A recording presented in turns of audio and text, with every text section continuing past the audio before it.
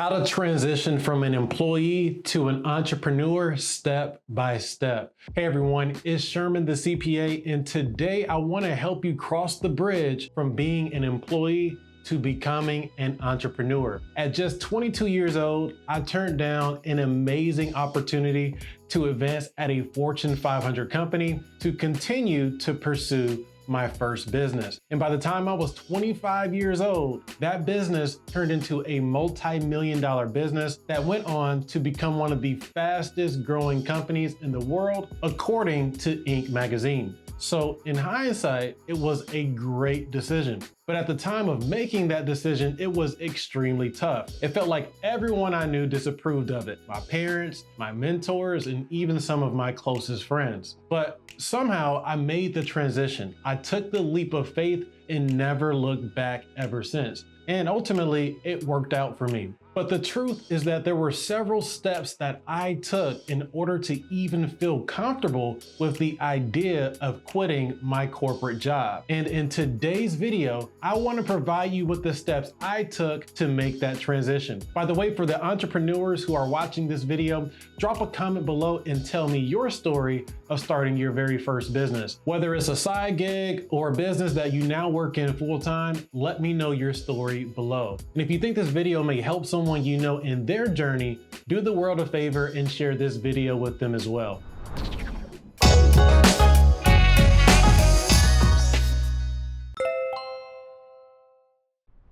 All right, so let's jump right into it.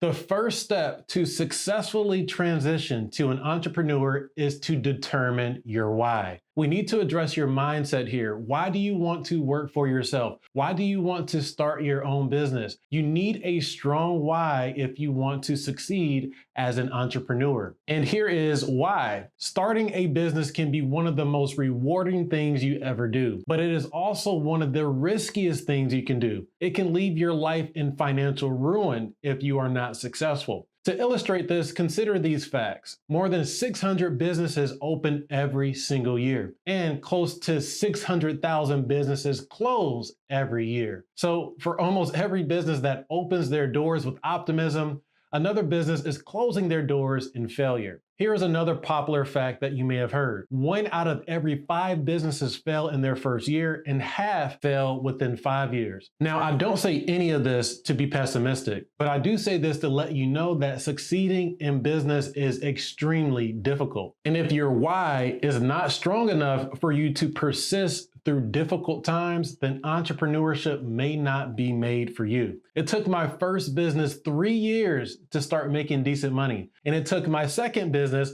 Life Accounting, 2 years to land its first client. And those were years of hard work with almost no pay and not knowing whether or not any of these businesses would work out or not. But for me, my why allowed me to persist through these times. I wanted to truly help my audience while maximizing my full potential, which led me to persist through difficult circumstances and grow through it. Anyway, think through why you really want to become an entrepreneur and assume that it will be an extremely difficult journey up front. A lot of people fall in love with the rewards of entrepreneurship without acknowledging the difficulty of running and operating a business. So think through how hard it is to become successful as a business owner and ask yourself, why do I want to do this? If you want to be successful, your answer to this question must be stronger than the adversity you will face as an entrepreneur. All right, so step number 2, start your business as a side gig. And ideally, this is a needs-based business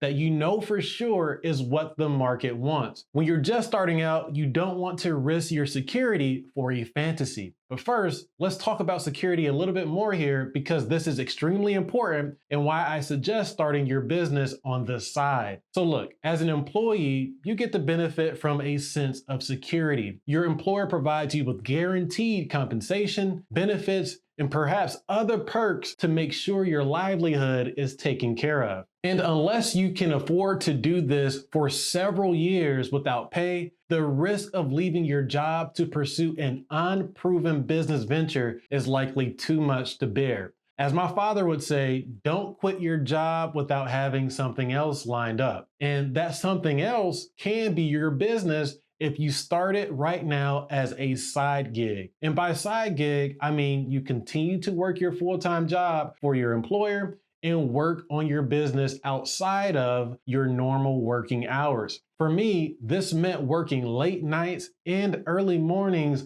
on my side business for 3 years. During this time period, I was able to generate customers, produce some income, and most importantly, build confidence in the business I was working on. And I did this all while working full-time as an intern and taking college courses in the evening, which meant I consequently sacrificed a whole lot of my social time, which ended up being completely worth it when I unlocked the ability to pursue my passion full time. All right, so step number 3, generate consistent cash flow from your side business. The goal of your side gig should be to generate some income and prove that you have a legitimate business. Knowing that you have a cash flowing, legitimate business with customers is a major confidence booster when it comes to making the big leap of faith to entrepreneurship. But how much income should you be making exactly? Well, the answer ultimately depends on your financial situation, which should allow you to pursue your business full-time at the end of the day. For me, once my side gig was consistently making about a third of my income I was making from my job, I had the confidence that I needed to make the leap. I knew that if I could replace 1/3 of my income while working on that venture part-time, that I would surely be able to replace over 100% of my income if I was working at it full-time. But this also greatly depends on your financial situation at the time, which is where the 4th step of this process comes into play. So step number 4 is to save 6 to 12 months of your living expenses. Now, most financial advisors recommend an emergency fund equal to 3 to 6 months of living expenses for most people. But for new entrepreneurs, I would double this. Sure, if you lose your job, then of course you may be able to find one in 3 to 6 months. But business is a completely different ballgame. It can take several years to be successful in business, which is why I suggest having twice as much security, because the road of entrepreneurship is so uncertain. I personally know some people who wait until they have 1 to 2 years of living expenses before they even consider making the leap to entrepreneurship. Ultimately, there is no one size fits all out here. It's all about what makes you comfortable and the risk you are willing to take. But also keep in mind that step 3 was all about generating consistent income from your side business. So the more income you are already generating from your business may reduce the size that you need as your emergency fund. For me personally, I had saved up $50,000 in cash before I had the comfort to leave corporate America. And I was earning about $30,000 per year from my side business at the time, which certainly provided some extra cushion. I should also mention that because I started out so young, I was able to benefit from having roommates, which meant my living expenses were significantly lower than most people. I would encourage anyone looking to make the big leap to find ways to reduce their current living expenses, whether it's by having roommates, living with family, or cutting other unnecessary expenses from your lifestyle. And you get 2 benefits really from cutting your current living expenses. Number 1, you will have more money left over to go to your emergency fund. And then number 2, you would need less of an emergency fund because now your living expenses are now lower. So once you are earning consistent money from your side gig and have a decent emergency fund saved up, you are now ready for the 5th and final step. Step number 5, make the big leap.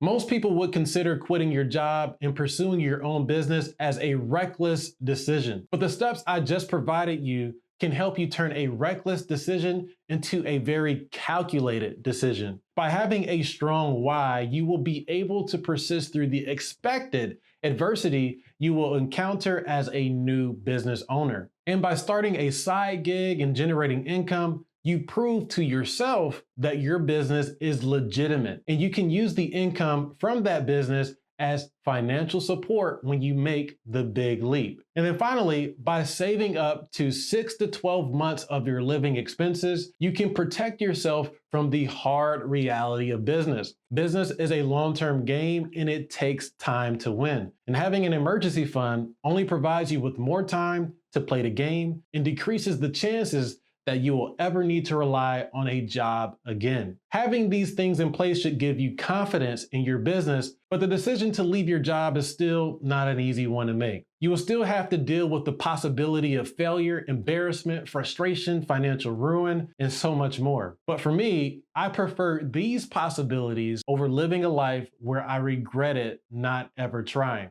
I hope this video helps you. If it does, drop me a line below and let me know what you're thinking. Thank you for watching as always.